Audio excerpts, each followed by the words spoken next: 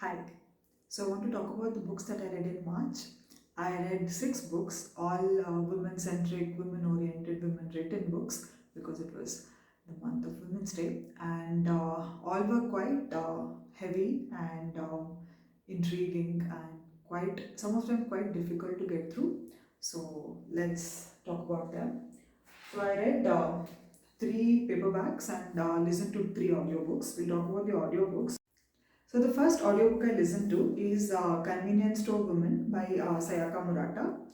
It's about this lady whose whole life revolves around this convenience store where she works. And she, I think, joins it when she's in college as a part-time thing, and then she continues doing it, and she is fine with it. She lives a very simple life. She's not married or doesn't have any kids, and she goes to this store. She knows how in and out of this. She one very interesting thing I found was that she imagines this convenience store noises to fall asleep. Like that makes her feel safe and comfortable, and she is leading this life. But the society is not okay with this at all, and so there is this constant struggle between wanting to fit in and not wanting to fit in also. So, and she it's about her struggles and her life, and she also tries to fit in at some point, tries to do some things, but which doesn't agree with her at all. And there are a lot of nice quotes that I found, and people tend to accept normality, however it is messy, however is it incomprehensible, but they want things to be normal, and it's almost like a forcibly normalized environment that we are all living in. And it also reminded me of this Fleabag monologue. Fleabag has a lot of monologues which I really, really like. My favorite one is, I think, about the woman and pain, and also the hair monologue. But I also really, really like how she talks about I don't know what to like. Someone tell me what clothes to wear, what bands to like, what songs to listen to, what books to read. Like, just tell me what to like and not to like. And because I don't know, I somewhere got that feeling from this, and it's a very, very interesting read. And it's a small book, so you can finish it. It's very nice. I think one of the books that has to be read when you're talking about women literature.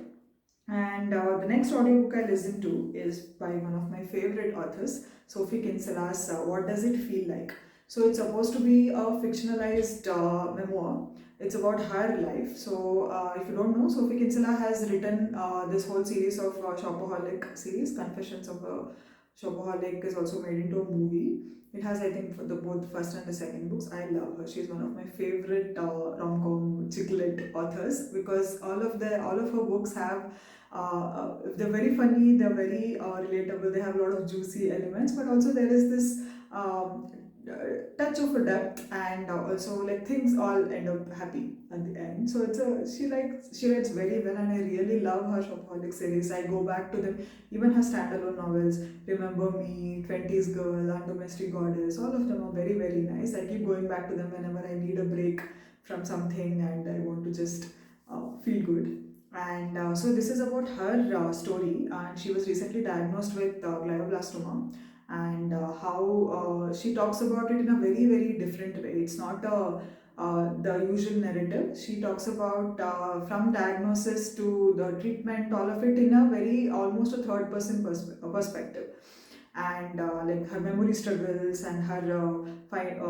the word finding struggles for somebody who's an author whose whole life revolves around words, and she can't find words, and that how that scares her, how she I also really liked how at the end she talks about these early morning conversations with her husband about future plans, making a will, all of it in a very everyday sort of thing, normal sort of thing, with a lot of fun and a lot of lightheartedness, but also a lot of depth. And it gave me a new perspective about how she is as a person. I really like knowing authors as people, except some for whom I lose respect.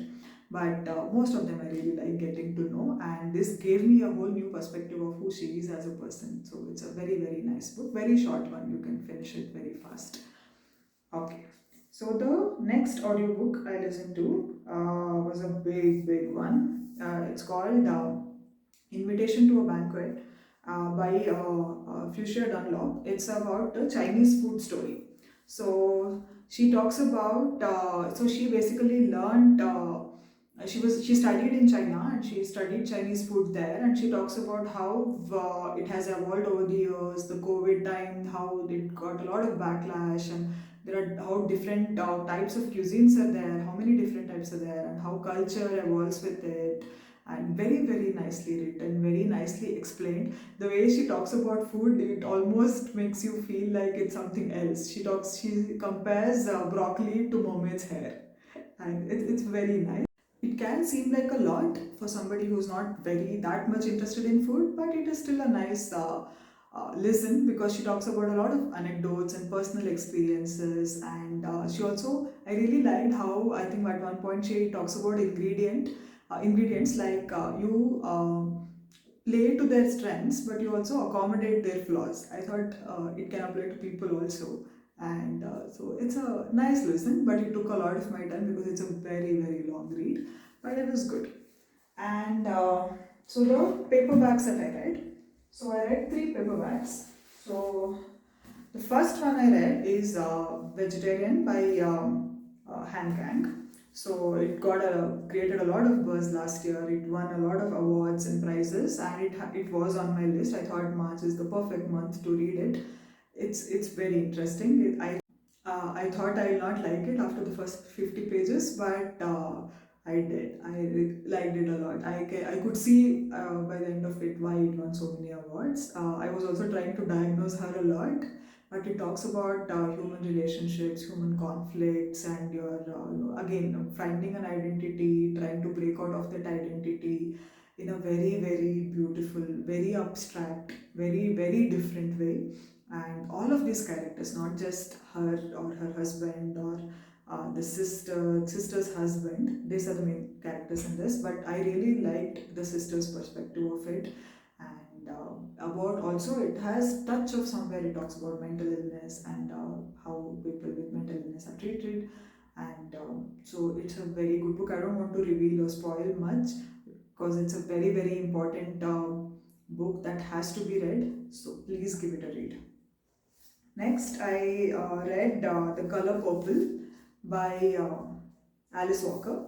Again, a very important book. Very talked about, a lot has been talked about it. It has been made into a movie, and it's a very important book from an African American perspective, from a feminist perspective. Honestly, I found it a little difficult to read because the language is very different. It's from this. It's the African American English, so it got some time. It takes some time for you to get adjusted to it and make sense of what is it. Tries sounding it out loud. That helps. But it talks about very important issues. But because all of these are in the form of letters, they're a little easy to read that way. But it ends on a hopeful note, so that's a good thing. But it's quite difficult to read, and there are a lot of trigger warnings with it. So the last book I read is Ahalya by Koral Dasgupta.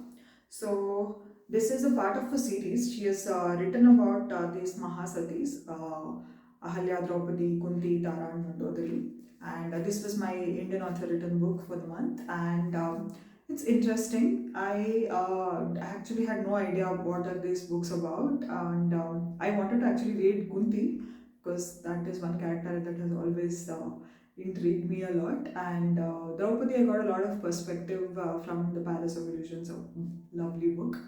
And this was quite interesting. It has been written in a very this magical way, and so she talks about these people as humans but also as goddesses, and it gave a whole new perspective about again patriarchy in goddesses in that dimension, I can say. I wouldn't say it is great, but it is good. I liked it, but again, it was a little difficult to get through. I found it a little monotonous in between, but a good read, a decent read. So these are the books that I read in March. So for April, I have lined up a lot of fun, summery, beachy books. So yeah, let's see how April goes. Bye.